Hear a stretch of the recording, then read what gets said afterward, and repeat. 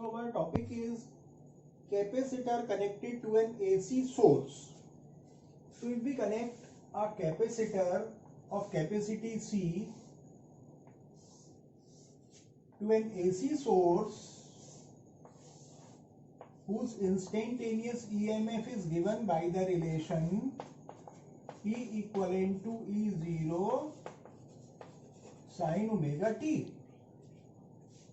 So then at any instant of time, potential drops or voltages across the capacitor, which is of capacity C, so voltage across capacitor and applied voltage will be equal, and voltage across capacitor will be V equivalent to Q upon C.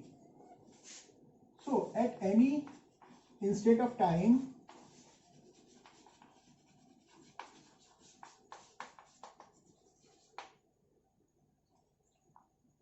V equivalent to Q upon C equivalent to E equivalent to E0 sin omega t.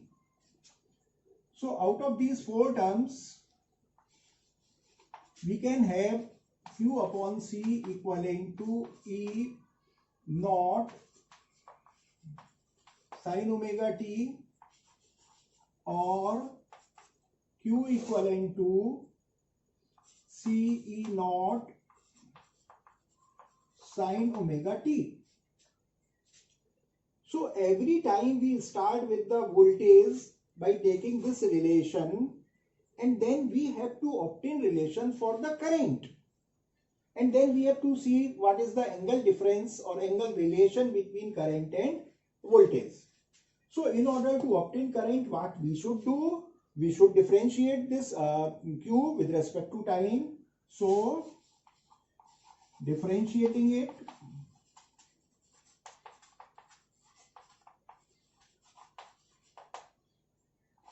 so dq upon dt equivalent to, here C is constant, E naught is also constant, so there will only be differentiation of sin omega t.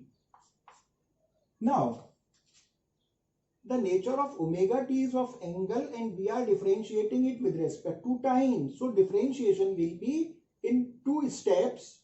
First we will differentiate sine and then omega t. So C E naught, differentiation of sine omega t will be cos omega t into differentiation of omega t with respect to time will be omega, and here in the left hand side dq over dt will give us I.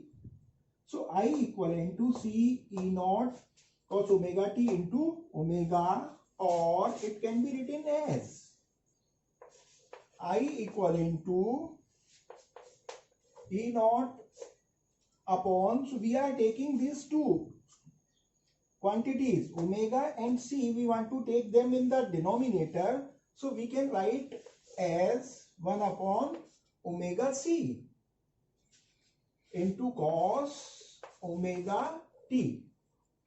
Let me stop it naming equation 1. Now this cos omega t, so now sin omega t plus pi by 2. So let me see what we get on opening this term. So sin omega t plus pi by 2 will give us sin omega t cos pi by 2 plus cos omega t sin pi by 2. It will be equivalent to sin omega t into cos pi by 2 is 0 plus cos omega t into sin pi by 2 is 1. So in the right hand side we get cos omega t.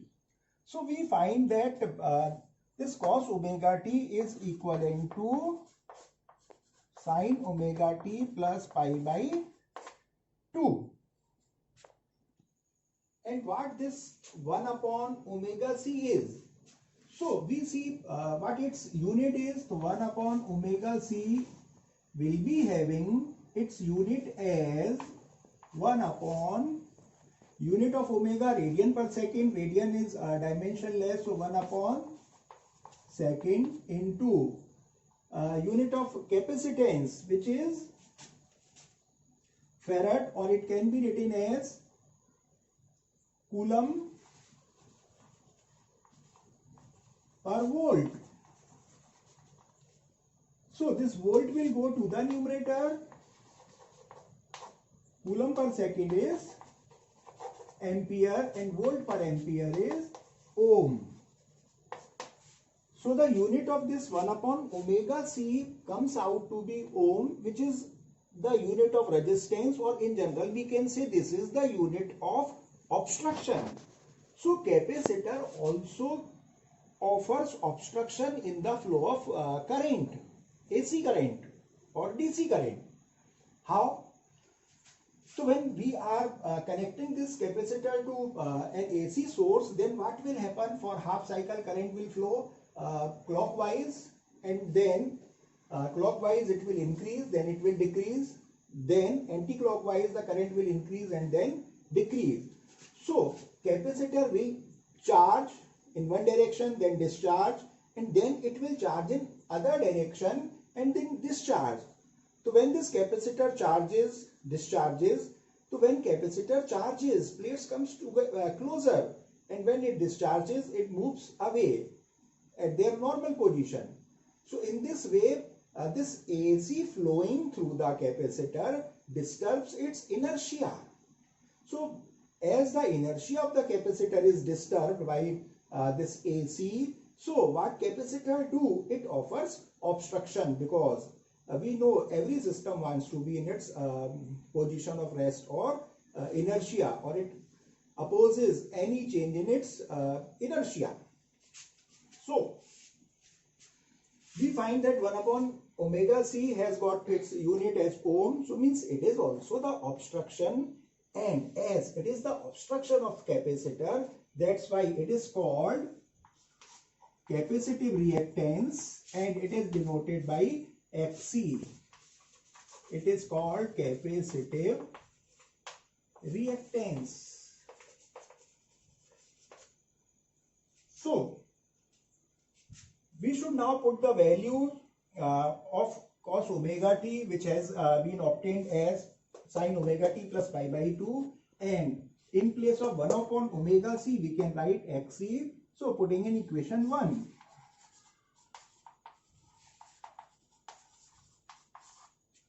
So I equivalent to E naught upon, in place of 1 upon omega c, Xc, and in place of cos omega t we can write sin omega t plus pi by 2.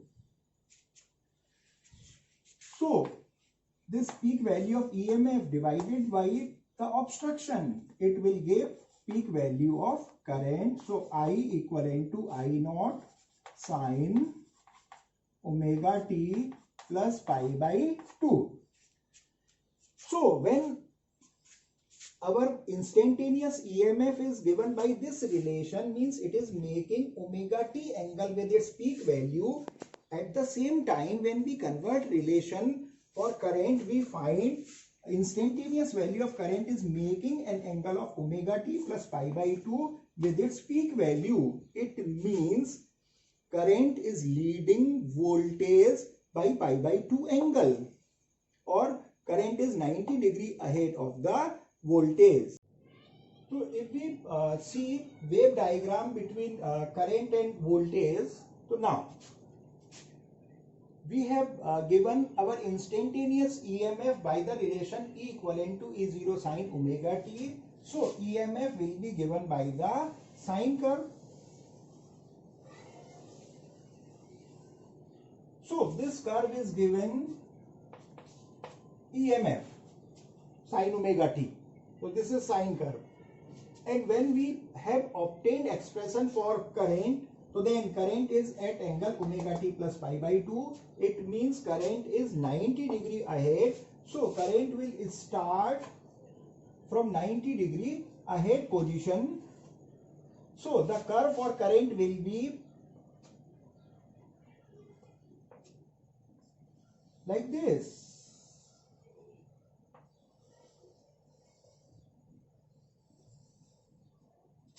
So the curve for the current is starting at an angle of 90 degree ahead of the voltage. So voltage curve or EMF curve is starting from the mean position, while the curve for the current is starting from extreme position, means 90 degree ahead of the voltage curve. Now the phasor diagram between current and voltage. So if voltage is being given here and it is subtending an angle omega t, then current is 90 degree ahead of voltage. So current is pi by 2 angle ahead of voltage. In all, it would be making angle omega t plus pi by 2. So this will be current voltage phasor diagram. Now graph between capacitive reactance and frequency. So as Xc equivalent to 1 upon omega c, it will be equivalent to 1 upon omega means 2 pi nu c. Here 2 pi and c are constant. So Xc is inversely proportional to frequency. Means more will be the frequency of AC source, lesser will be the capacitive reactance, and the curve will now be, if we are taking frequency on x-axis and Xc on y-axis. So for lower frequency, when frequency is 0, then Xc will be infinite. And when this frequency increases, then Xc means capacitive reactance will go on decreasing. So for DC,